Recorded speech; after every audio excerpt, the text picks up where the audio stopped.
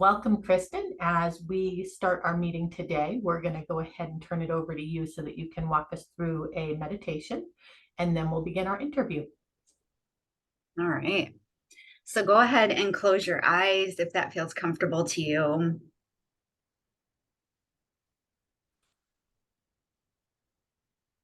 And just start to notice your breath.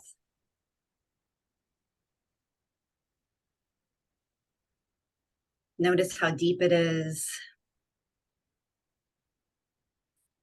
Where is it flowing?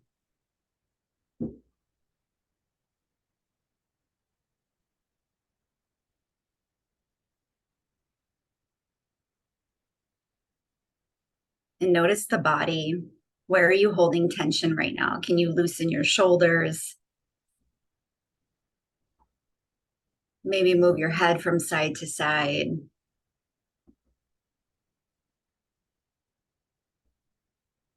Just bringing a little extra love to the body right now. Taking a little space to just drop in.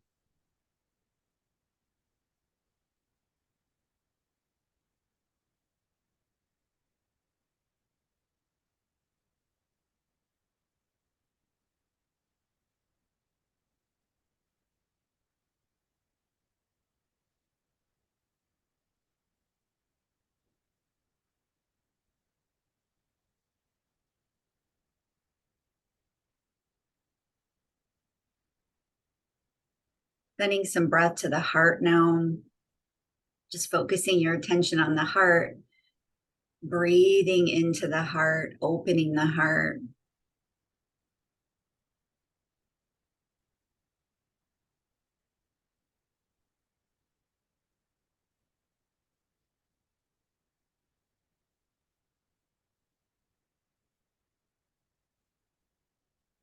Just allowing ourselves to be open and willing to receive and just trust that we will receive exactly what we need here today. We're all here for a reason, co-creating this space.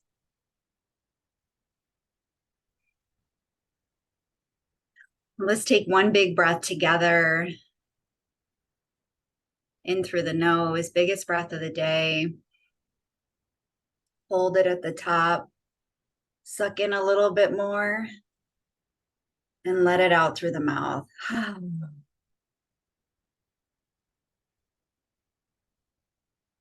as you start to come back into the space, just notice how quickly you might take in your surroundings. So really intentionally, as you open your eyes, just remember the feeling in your body, remember that peace, and just stay with that for a moment. Stay in your own energy.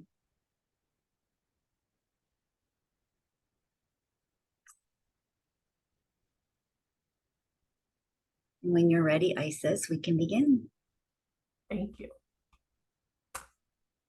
All right. My eyes need a chance to readjust. You're ready for a nap. All right. I found the most delightful information about you on your website, actually, and I want to share this with everyone else. It says, I'm a disruptor and possibilitarian who struggled to finding my path. I felt misguided and misunderstood despite the incredible opportunities that I had to build a career. And I continued to feel unfulfilled. My journey inward led me to unplug from the outdated systems that stopped me from seeing my own greatness and to discover my divine purpose. I learned to harness the inner wisdom within me to create new possibilities. I entered a world that let me play outside the box and feel truly liberated. And now that I've mastered the bridge between intuition and logic, I'm excited to share this wisdom in the world. I believe that this connection is the key to unlocking a deeper understanding of who we are and why we are here. Does that still resonate with you as deeply today as it used to? 100%. It's my life's work. Tell us about that. What does it do for you? Where has it brought you? So when I got out of college, I sought out to begin my career. And I thought that growing up in a hardworking family, that once I found that career, then I could have everything else that I wanted in life. And so I began to put my head down and work as hard as I could, and just waited to be noticed, and got frustrated along the way, and got bored along the way, and just kept looking for different paths. And I was always really quick to learn the roles that I was in corporate, and I excelled really well, and I was always put on the fast tracks and given really big opportunities, and I was very grateful for that, but I never felt happy for a long period of time. And I was in all the learning, like I would get rewards in my groups that I was in for like the most training, like the person who went to the most trainings in the group. And I will forever be a learner.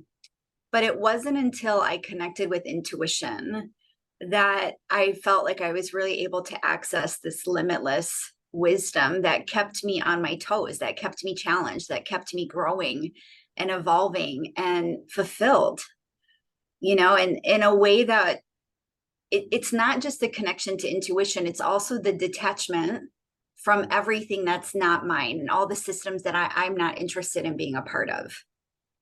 And coming back to me and my energy, and then also connecting to this wisdom, this incredible wisdom, it just, there's nothing that's impossible. There's nothing that I can't access. There's moments of wisdom that I get in a reading that it just resonates in my whole body, and I'm just like, wow, like I understand what the kids coming in right now, like what their role is and how parenting is changing right now, like these huge messages that I'm getting from that space. I don't need to go Google or read in a book in a library somewhere to know that it's true.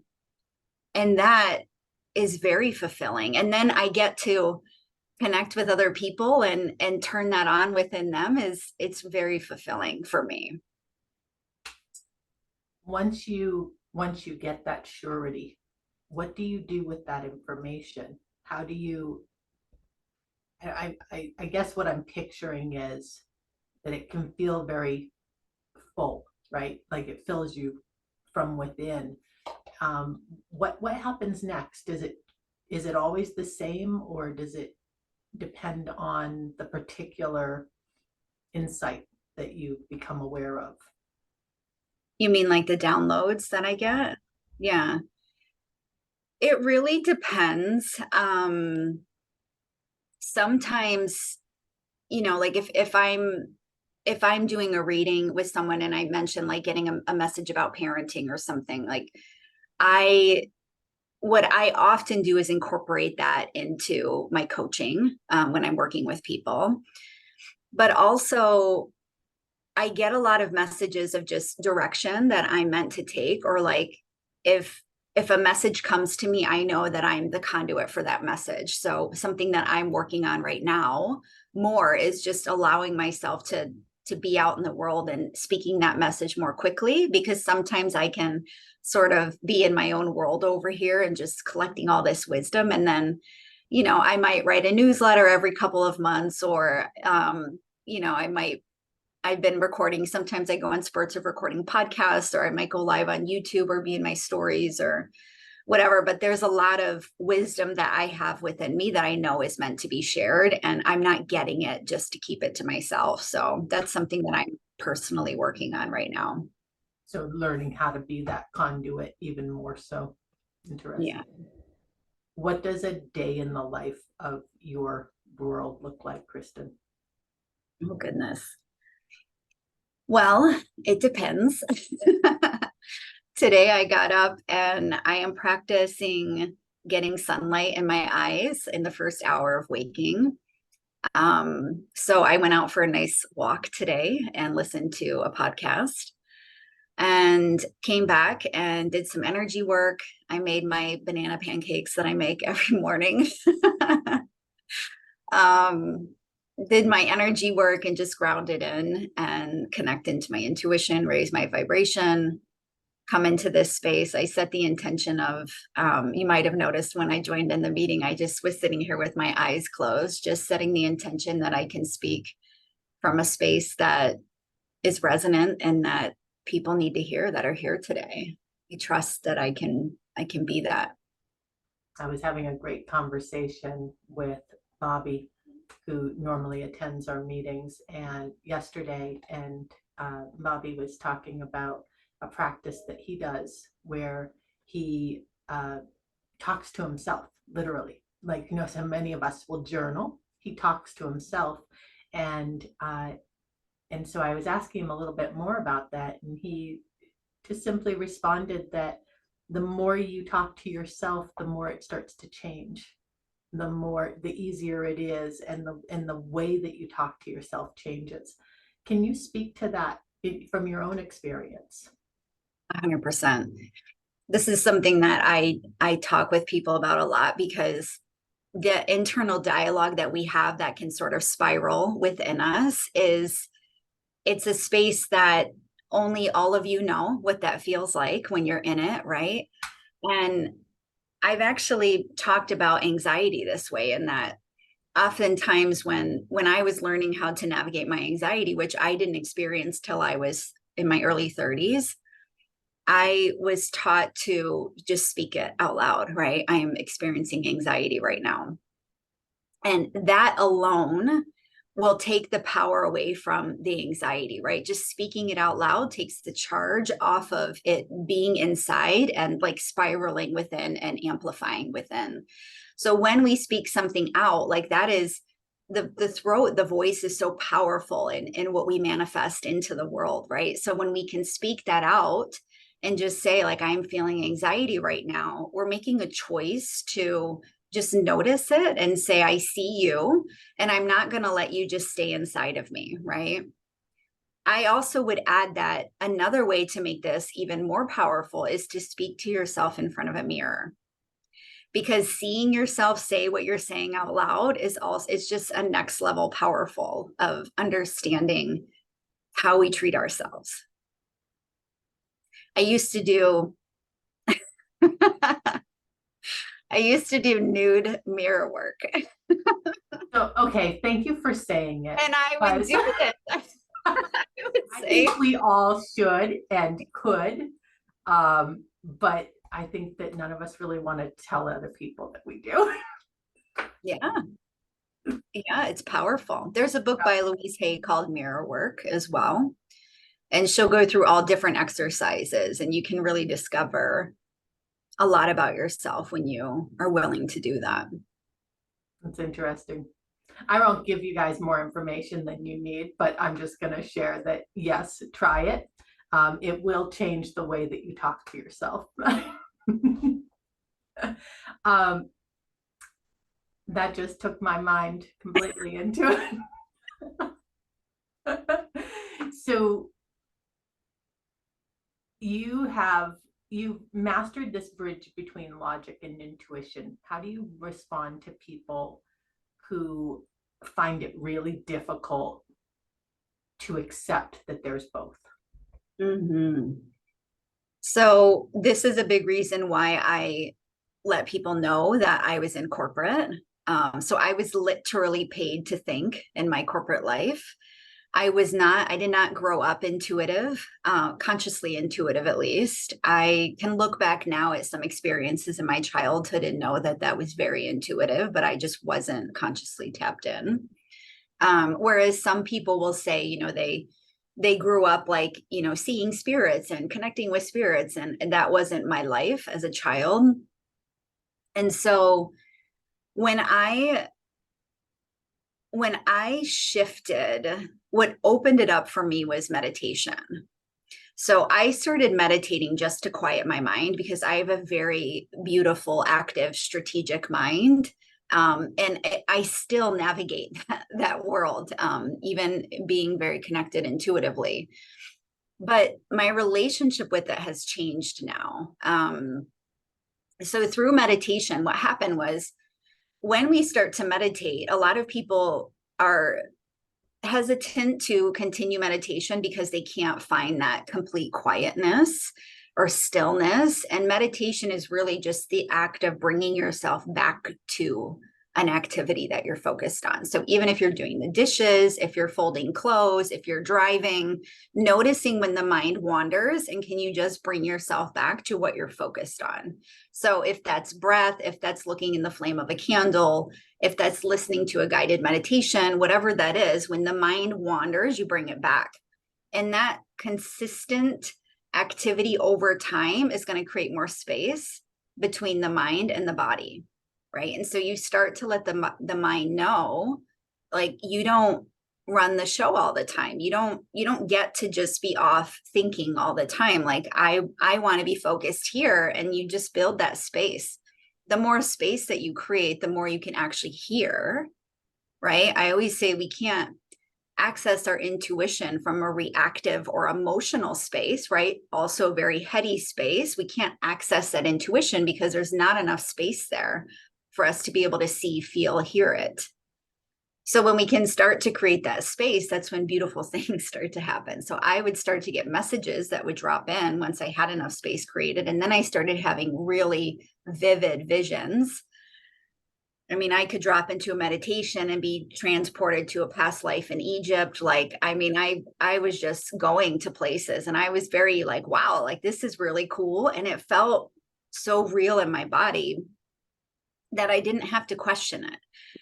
So that over time, you know, you really start to learn, like, what does the mind sound like and what does my intuition sound like? And then also what happened for me is once I went really intuitive, I started rejecting corporate. I call her corporate Kristen. I started rejecting corporate Kristen, and I went all into feminine, you know, so I was very like masculine in my corporate world. And then I went very feminine, and I didn't get anything done in my business at that time. And so what I started learning then is, just as we navigate this journey, I started learning how to really witness myself. So I started noticing in readings that I was tuning into things, and I could actually witness my mind interpreting the messages and what I was seeing so that I could speak it out to people in a way that's understandable. And I've done readings for people that are very, very intuitive and have been their whole life. And they've said to me, you're able to put, like, the things you can put words to that I've been feeling my whole life and haven't been able to interpret. Like, that is a gift of mine that I've been able to utilize and understand, really, like, how can I utilize my mind to interpret and understand these messages, and use that to be the bridge, because interpreting energy is a very special art. It's not something that everybody can do. So it's really honoring both and allowing them to start to work together, and merging the two, right? Like, if you're familiar with masculine, feminine work also, like, sometimes I was like, I'm in my masculine, sometimes I'm like, I'm in my feminine, but really they want to be merged and they rely on each other, right? So can you bring the two together and allow that bridge to be there? That's what a bridge does. That's a great visual that you created there. I want us to have time to move into our activity section of this, but is there anything that you'd really like in this moment to share, to capture before we move into that? Yeah, I always speak about energy. So if I said something today, if Isis said something today that just lit something up inside of you, that is a soul to soul connection. That is something in your body turning on and saying, oh, I get this. I understand this. This is what I desire. And I don't believe that many of us get that call. I call it the call. Not everybody gets it in this life. You know, my parents are two people that are just happy with the life they're living, and they're not really interested in growing and evolving. And so that's their life, right? That's their lifetime. That's what they chose when they came here. And so for those of us that spark happens, I just encourage you to follow it, you know, whether that's connecting more deeply with me or somebody else that you really enjoy connecting with and believe that can guide you on this path. Connect with them, but follow it. Please follow it, because you're getting the call for a reason. That's a beautiful call to action. And I didn't want to put the words into your mouth by telling you what to ask people to do, but that's the perfect call to action. Thank you. So Kristen Quattlebaum, we appreciate you and have enjoyed learning from you today. And as we wrap up our recording, if you're hearing this and you want to reach out to Kristen, what is the best way to find this healer? I would say email me. That's probably the easiest way. It's kq.lifecoach@gmail. Okay. And you can also find her on Instagram. It's fun and it will probably resonate with you. And thank you. Couldn't be happier to have you here with us today. I'm happy to be here.